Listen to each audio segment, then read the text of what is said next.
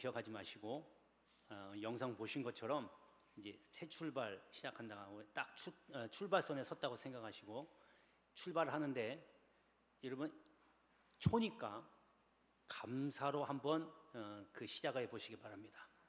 그러면 그 감사의 길을 쭉 가게 되면 나중에 이제 올해 12월 31일 날쯤 되면, 또 제가 송구용신 예배 때 드린 말씀도 나올 수도 있겠지만, 한 해를 쭉 돌아보면 정말 어려운 것도 있었지만 감사가 더 넘쳤다라고 하는 것을 분명히 경험하게 될 겁니다.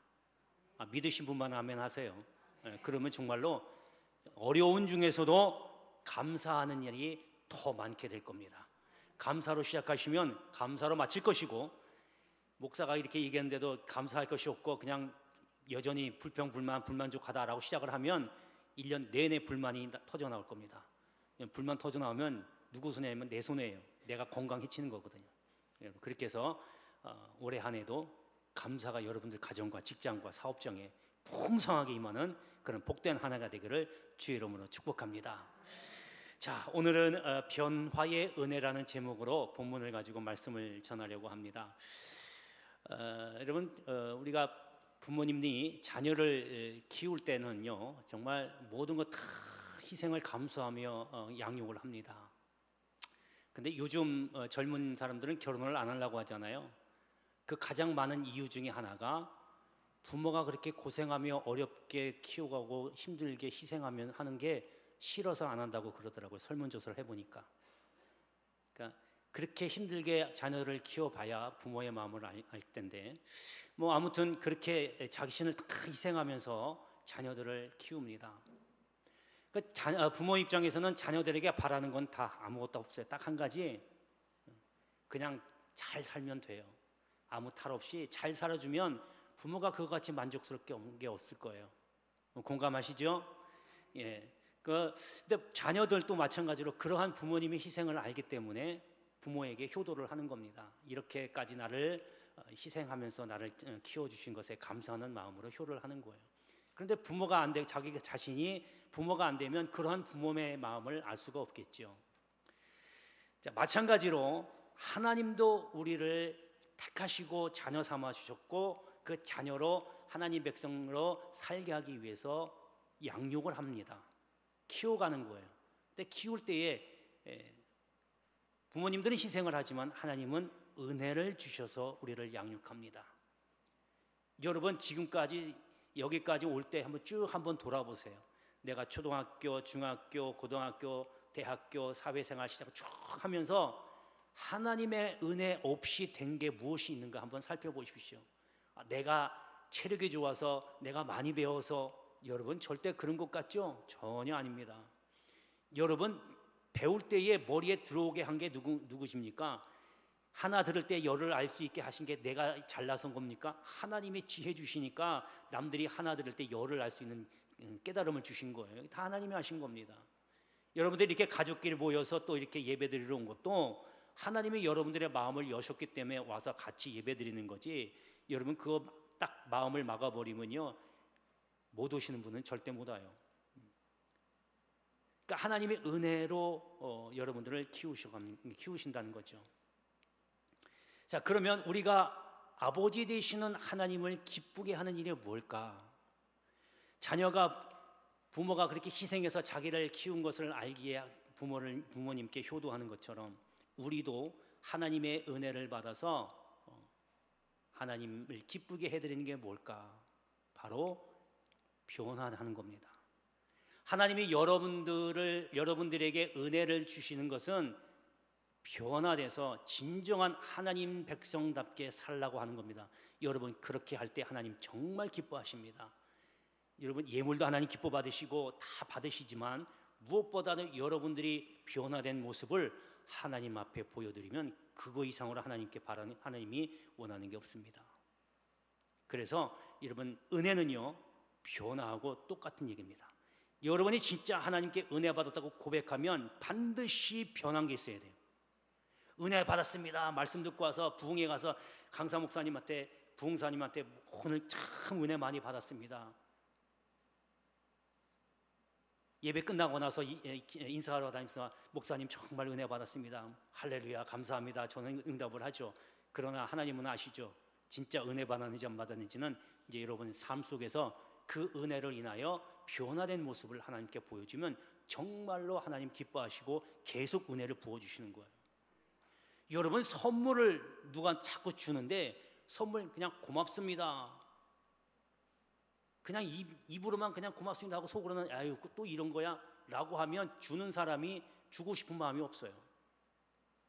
받는 입장에서 정말로 감사하는 마음으로 눈물 흘려가면서 진정한 마음을 다해서 감사합니다라고 받으면 그게 기쁘니까 또 주고 싶은 마음이 생기는 거예요. 하나님도 똑같습니다. 여러분들이 은혜 받으면 변화하십시오. 바뀌십시오. 왜냐하면 왜 하나님이 이걸 기뻐하시냐면 그래야 여러분 천국 가니까. 변화되는 거는요 중생하는 거거든요. 변화는 두 가지가 있습니다. 하나는 외형이 변화되는 거. 여러분 집에서는 추리닝 바람으로 돌아다녀요. 잠옷으로 돌아다니고 양발도 안 신고 그냥 머리도 푸석하고 다녀요. 집에서는 그럴 수 있어요. 그런데 밖에 나가면 어떻게 해요? 머리도 반드시 깎고 화장도 하고 이쁜 옷도 입고 데려 입고 양발도 깨끗한 거 신고 나가잖아요. 바뀌는 거예요. 교회 올 때도 여러분 여기 잠옷 입고 오신 분 없잖아요. 깨끗하게 나름대로 깔끔하게 하고 오십니다. 이게 외형이 바뀐 거예요. 이거 바뀐 거예요. 이게 변화입니다. 이건 외형의 변화입니다. 두 번째는요 마음의 변화입니다. 심령이 바뀌는 거예요. 그러니까 인색한 사람이 이제는 남을 생각하고 베풀 줄도 알고, 이제는 내가 욕심을 부렸던 것이 이제 욕심이 없어지고 뭔가 자꾸 남들에게 주려고 하는 마음이 생기는 겁니다. 이게 심령의 변화입니다.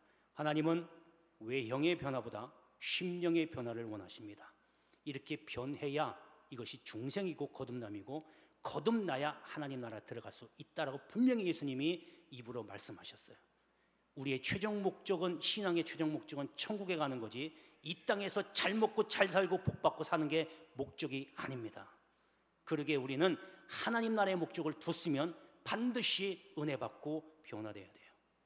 할렐루야, 할렐루야. 여러분, 이런 변화, 많은 변화가 있지만 오늘 본문을 통해서 어떤 변화를 가져야 될지 한번 은혜를 함께 나눌 건데요, 이런 변화를 여러분 꼭 가지셔서 올해 안에 하나님은 정말로 기쁘게 해드리는 그런 축복의 통로가 되기를 축복합니다. 자, 첫 번째는 상태의 변화입니다. 여러분, 제자 중에 가룟 유다가 있습니다. 3년 동안 예수님을 따라다니면서 많이 배웠어요. 가르침을 받고 또 심지어는 예수님의 행하시는 이 기적을 다 눈으로 목도했습니다. 그런데 변화가 없어요. 오히려 더 악화됩니다. 차라리 제자가 안 됐으면 더 날 뻔했어요. 그래서 예수님도 나중에 그러잖아요. 태어나지 않았으면 더 좋았을 거라고. 그러니까요, 예수님을 따라다니면서 3년 동안 하나님 말씀 듣고 기적과 이사를 다 보았음에도 변한 게 하나도 없어요. 오히려 예수님을 팔아버리는 더 악화된 상태가 되어버립니다. 그러니까요, 안 되는 사람은 아무리 가르쳐도 안 되고 끌어줘도 안 돼요. 야단쳐도 안 되는 겁니다. 안 되는 사람은 어떻게든 안 돼요. 정말 불쌍한 일이죠. 불행한 일입니다. 그래서 깨닫는 게 은혜고, 그 깨달음을 갖고 내가 자꾸 바뀌어가려고 애를 쓰셔야 돼요. 여러분, 오늘 본문의 말씀에 보면 이제 25절입니다. 한밤중에 바울과 실라가 기도하고 하나님을 찬송하며 죄수들이 듣더라. 이 말씀이 배경이 어떤 뭐냐면요, 바울이라고 되기 전에 사울이라고 이름을 썼는데, 그 사울이 예수를 믿는 사람들을 잡는 데 혈안이 되어 있었어요. 그래서 이제는 출장을 갑니다. 지방 출장을 가요. 그때에 대제사장의 위임장을 받아들고 이제 다메섹이라고 하는 지방에 가서 예수 믿는 사람을 잡아들이려고 갑니다. 가는 도중에 길가에 부활하신 예수님을 만납니다. 만나는데 사울아 사울아 하면서 큰 정말 눈 뜰 수 없는 정도로 엄청난 빛이 임하면서 사울아 사울아 네가 왜 나를 핍박하느냐, 누구세요? 네가 핍박하는 예수다. 그러면서 예수를 만납니다. 그 뒤로 기도하고 이제 본격적으로 예수가 그리스도다라고 전합니다. 예수를 잡아들이던 사람이 360도 인생이 바뀌어서 예수를 전하고 다니는 거예요. 놀라운 변화입니다. 그러다가 곳곳에 예수를 전하다가 빌립보라고 하는 곳에 가서 예수를 전합니다. 그곳에 빌립보 교회를 세우고 이제 거기서 기도하러 기도처로 찾는 중에 귀신 들린 여종 하나가 이 바울 일행을 따라다니면서 괴롭힙니다. 당신이 누군지 나는 압니다. 거룩한 종입니다. 그러니까 바울이 그 소리를 듣기 너무 싫은 거예요. 너무 힘든 거예요.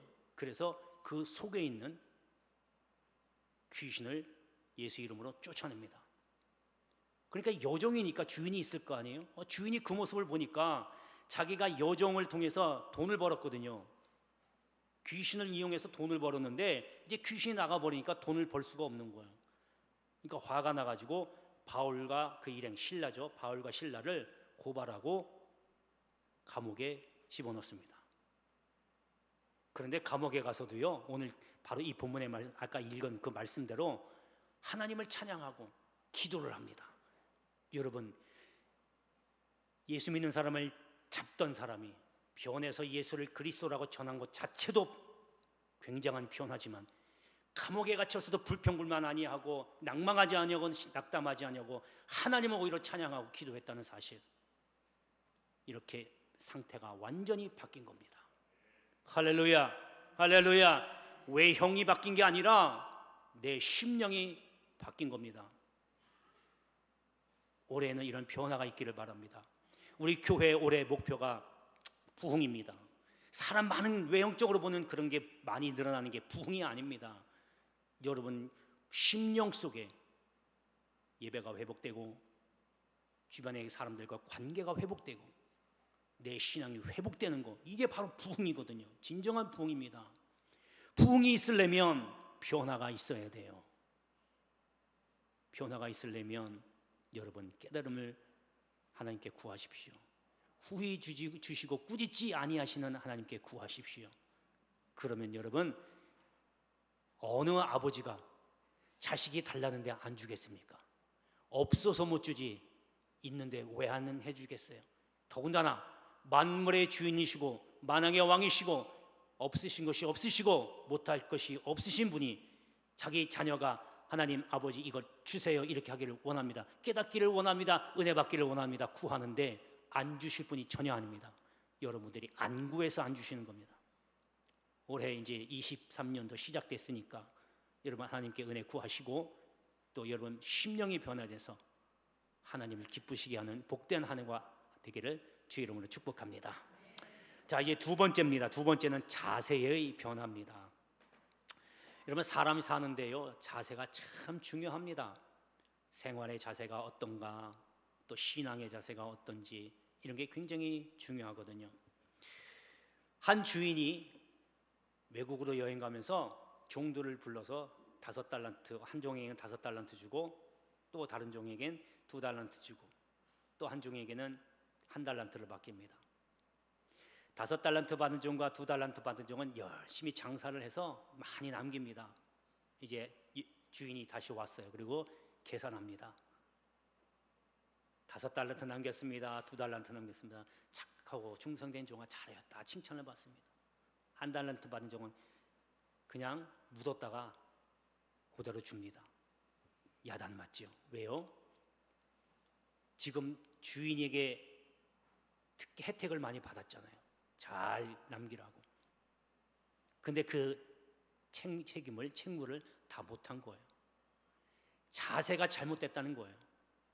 종으로서의 맡긴 사명을 맡은 자로서의 자세가 제대로 안 됐다는 겁니다. 여러분 늘 저희 교회뿐만 아니라 다른 교회도 다 마찬가지지만 신년 되면 다 새로운 일꾼들을 세웁니다. 일꾼을 세우면 일하라고 준 거지 여러분 감투 갖고 자랑하러 다니라고 준 게 절대 아니에요.